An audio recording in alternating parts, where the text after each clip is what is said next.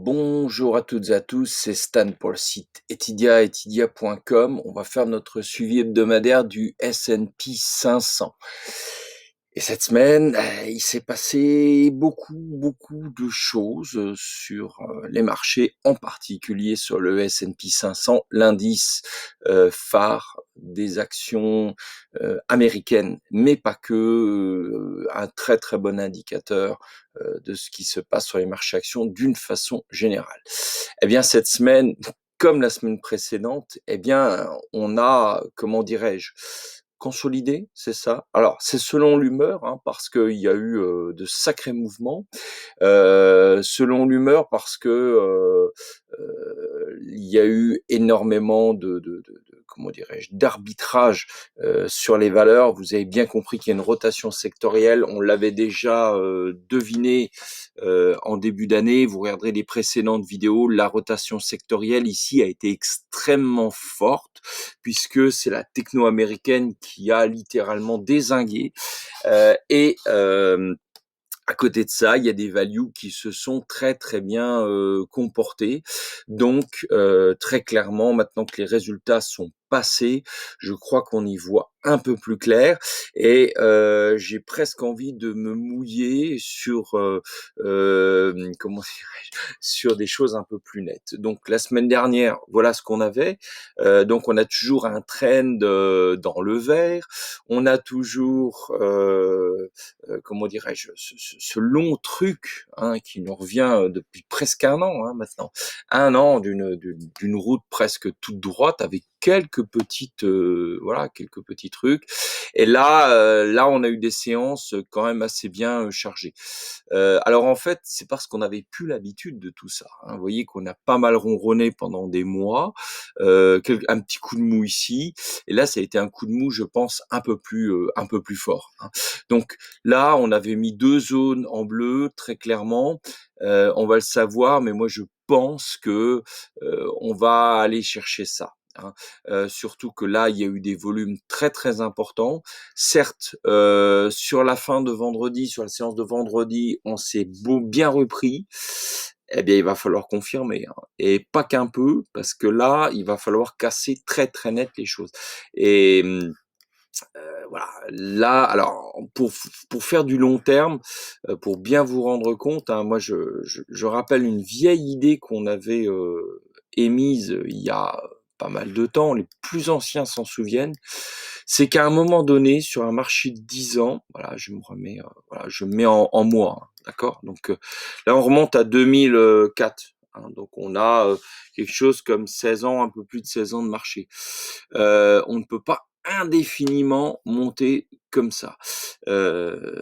Alors, ceux qui veulent faire de la géopolitique diront que les années Trump sont terminées, donc ça c'est voilà. Mais bon, il n'y a pas que les années Trump. Trump c'était 2016. Il y avait les années Obama. Vous voyez, enfin, il y a de quoi remonter à très loin. À un moment donné, ça va s'arrêter. Quand? Je ne sais pas. Donc, tant qu'il y a de la musique, on danse. Sinon, on ferait jamais rien en bourse. Et surtout, si on commence à vendre, c'est catastrophique. Il nous faut des signaux très clairs. Mais il faut le conserver en tête. Il faut l'avoir en tête, cette histoire, parce que sinon, oui, il y a que sur des semaines comme celle-ci où tout le monde se dit ah bah merde, ça peut rebaisser. Oui. Alors concrètement, qu'est-ce qui se passe sur la méthode? On voit qu'il y a beaucoup de volume. Ça peut être comme ici au mois de novembre, une grosse pupurge, une grosse pupurge et on repart. Ok, moi je suis pas trop sur ce scénario-là parce que je regarde sur la méthode Genesis, on a quoi?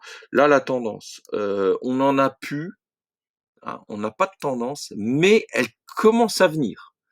Et ce commence à venir, ça pourrait être ça. Je vais vous le montrer. On va mettre le truc là. Ça pourrait être ça. D'accord. Et là, ça pourrait déclencher d'autres choses. Si on ne veut pas regarder la tendance, on regarde le STO et lui, il baisse. Il baisse. Donc, soit on fait un épisode comme ça veut dire que au moins on va aller chercher là, cette histoire-là. Je vais le rallonger ici, voilà. Avant de soit tac. Donc là, moi je dirais qu'on va plutôt privilégier ce scénario-là. Et qu'est-ce qui peut se passer typiquement sur un mois de mars? Alors, pas le mois de mars 2020, parce que, comment dirais-je, il y a eu des épisodes un peu spéciaux sur le mois 2020, mais on peut s'amuser à ranger. On peut faire un gros range jusqu'en fin d'année et on peut s'amuser comme des cons à faire des ranges. Donc si on fait du range avec la méthode Genesis, on va regarder ça. On va regarder le sto, on va jouer momentum et sto. Voilà, c'est tout ce qu'on va faire. Donc moi pour l'heure, je pense que on va être là. Si on remonte, ça m'étonnerait quand même qu'on dépasse les plus hauts là. Là, il y a quand même eu de gros changements. Alors, vous verrez que dans ce que je dis, je m'autorise une contradiction, c'est le pétrole. Le pétrole qui est un témoin de l'activité économique. Le pétrole continue de monter. Lui, il n'a pas connu la crise, il dit le contraire. L'or dit le contraire aussi, c'est-à-dire que l'or n'est pas en position refuge catastrophe. Mais vous savez que prix et valeur, ça n'a pas la même chose. C'est pas du tout la même chose. Je vous renvoie la méthode. Prix et valeur, c'est pas la même chose. Donc on peut très bien stagner de façon dégueulasse pendant des mois, alors que la valeur reprend dans l'économie. Vous voyez le paradoxe. Donc voilà. Moi je dirais sur le S&P, restez très neutre. Hein. Moi je vais dire très neutre là, parce que range. Hein, range, voilà. Et si on a une sortie clairement de là, ou alors après vers là, hein, on va remettre l'autre flèche là. Là, je dirais d'accord, poursuite ou chute. Hein, on va être fixé rapidement. Mais moi, je pense sincèrement que on va ranger. Voilà, voilà. Eh ben, c'était Stan pour le site etidiatia.com.